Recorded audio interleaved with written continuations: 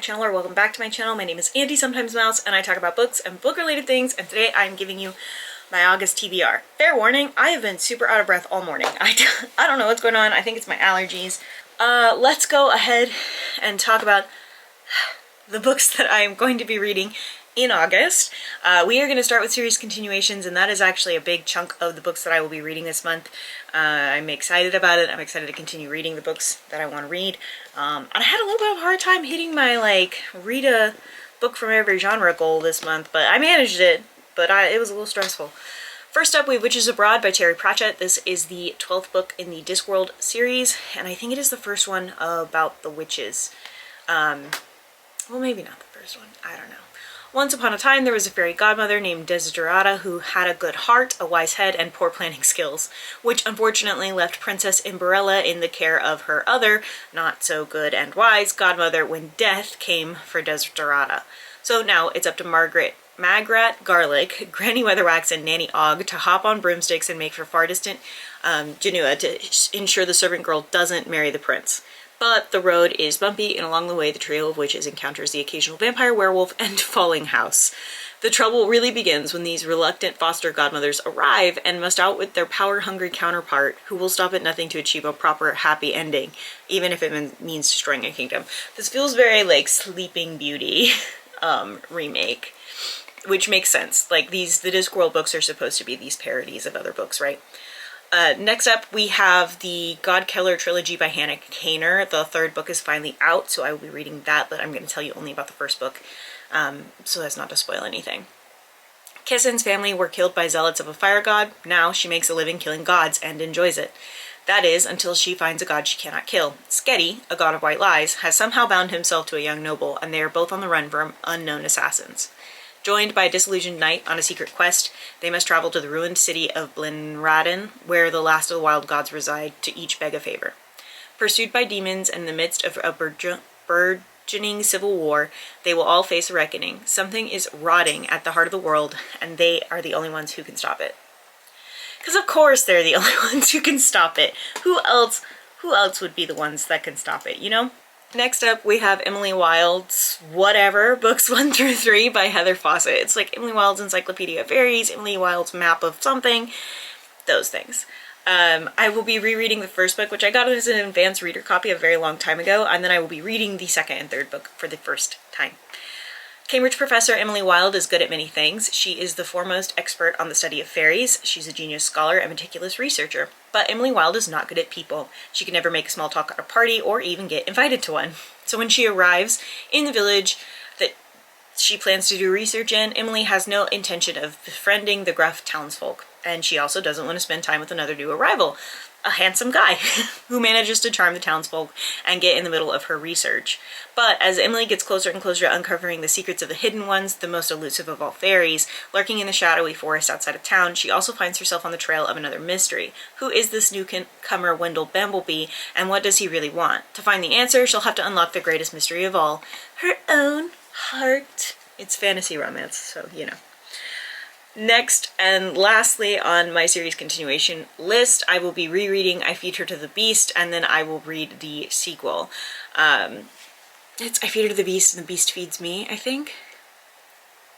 Anyway, by Jamieson Shea. Though Laure has tried to close the lid on her ballet shoes and the feelings she once held for dance since the Palais Garnier incident 2 months ago, Laure is spinning out. Between partying, drinking, and avoiding anything and everyone, she has no time to be anything but a monster. But when Laure stumbles across a mysterious dead body during one of her nights out, she is forced to notice the cracks stretching beyond herself.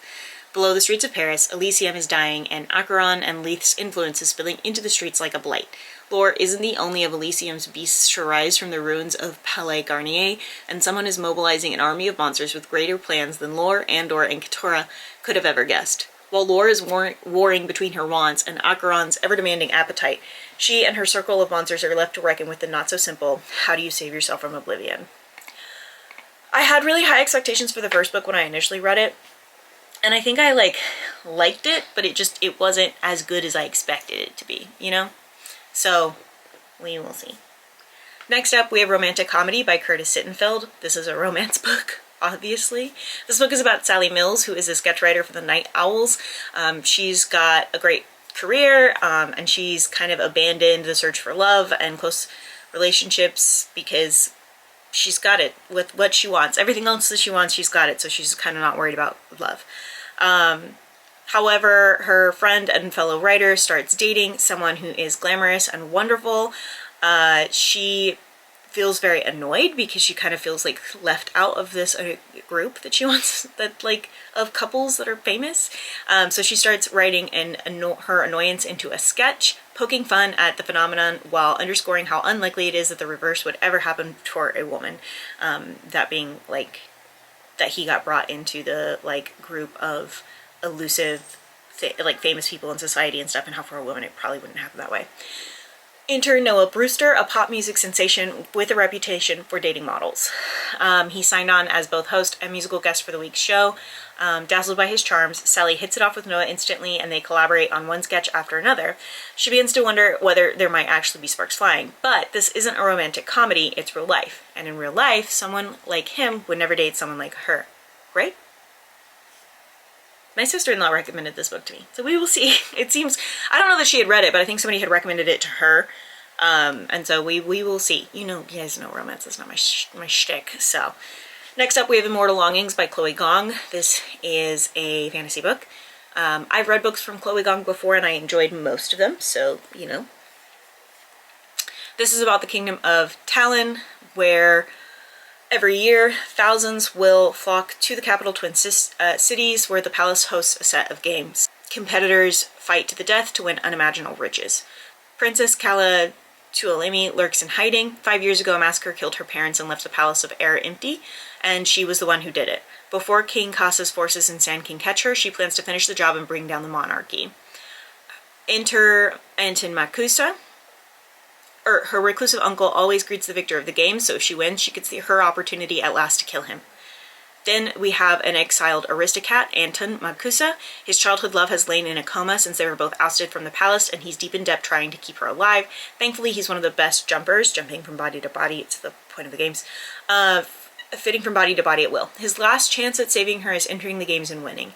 Kala finds both an unexpected alliance with Anton and help from King Kasa's adopted son, August, who wants to mend Talon's ills. But the three of them have very, very different goals, and even as Callan and Anta's partnership spirals into something all-consuming.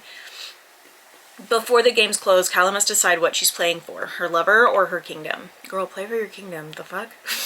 Sorry.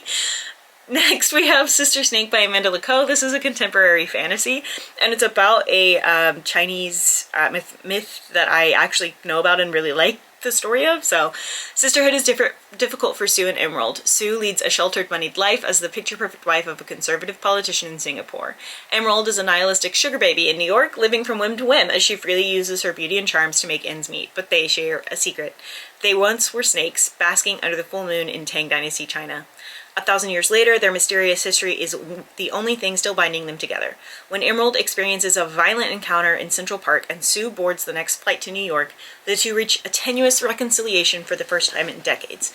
Sue convinces Emerald to move to Singapore so she can keep an eye on her, but she soon begins to worry that Emerald's irrepressible behavior will out them both in a sparkling, affluent city where everything runs like clockwork and any deviation from the norm is automatically suspect. We will see, we will see.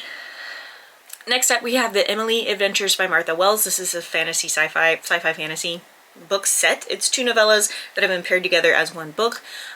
They follow Emily, who is running away from home and stowing on the wrong ship. She learns that the crew hopes to use an experimental engine to journey to the interior of the planet, but when the ship becomes damaged on arrival and evidence points to sabotage, they encounter the treacherous Lord Ivers along with a strange new race. Later, in the second book, Emily arrives in Silk Harbor and is warned of something strange and potentially deadly in the sky, a disruption in the upper air ether current. On further investigation, they realize it's a ship from another from another etheric plane. How to determine if it's a friendly explorer or something far more sinister? Nothing less than a journey into the dangerous air currents will do. She be adventuring, in space.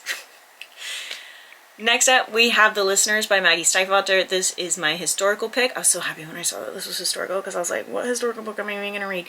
I really like Maggie Stiefvater's writing. She has her problems, as do most, well-known white fantasy female writers. They just need to log off the internet, you know? Cassandra Clare, I'm looking at you.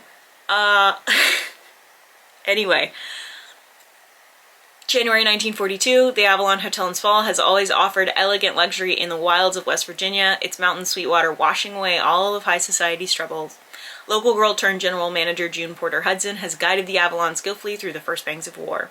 The hotel's aristocratic owners have trained her well, but when the family heir makes a secret deal with the State Department to fill the hotel with captured Axis diplomats, June must persuade her staff, many of whom have sons and husbands heading to the front lines, to offer luxuries to Nazis. With a smile. Meanwhile, FBI agent Tucker Minnick, whose cold tattoo hints at an Appalachian past, presses his ears to the hotel's walls, listening for diplomat secrets. He has one of his own, which is how he knows that June's balancing act can have dangerous consequences. The sweet water beneath the hotel can threaten as well as heal. June has never met a guest she couldn't delight, but the diplomats are different. Without firing a single shot, they have brought war directly to her. As clashing loyalties crack the Avalon's polished veneer, June must calculate the true cost of luxury. For my thriller pick, we have The Wildlings by Lisa Harding. This book is about Jessica and Linda, who have been best friends since the first day of school. Both of them are from broken but different homes, and willful Jessica has always ensured their survival. They're 18 now and have come to the Wild, an elite university in the heart of Dublin, far away from their troubled childhoods. Jessica thrives immediately and, with the faithful Linda by her side, finds herself at the heart of a new friend circle. Then Mark enters the picture. A philosophy student a few years older than them, he has strange and compelling ideas about self-discovery. When Linda and Mark start dating, Jessica is disturbed by the change in her friend and how quickly she seems to have fallen under the charismatic man's control. But Mark's influence is not limited to Linda. Soon, Jessica's group of friends are keeping secrets for him, and it will culminate in ways that will change their lives forever. And last but not least, we have my nonfiction pick, which is Drama Free by Nedra Glover Tawwab. This book is about navigating complicated family relationships and setting boundaries and just how to find the dysfunctional family patterns and choosing the best path forward to break the cycle and like how to actually get past it. So that's what that book is about. I'm excited to read it. I've seen it a lot of the time on different things, like in bookstores and stuff, and every time I see it I think about buying it. So I'm excited about finally reading it. It's been on my list for a hot minute, at least since it came out, I think. So yeah, we will see if it ends up being what I expect it to be. But that is it. That is going to be my TBR for August. It's a very busy month. We've got a lot going on. And apparently I'm just super out of breath, so I'm struggling to get you through it. But it's going to be a good time. So I hope that you guys enjoy me talking about it further. But that is the video. If you enjoyed this video, don't forget to like and subscribe and share. If you didn't enjoy this video, let me know in the comments down below how I can make it better for you. Unless it's about my book picks, then I can't help you. I'm going to continue to read what I want to read. I post videos every Tuesdays and Thursdays at 10 a.m. Central Standard Time, except for the first full week of the month. So I will see you later on this week. Don't forget to take your meds, drink your water, and do something today to take care of yourselves. Okay, thanks, bye.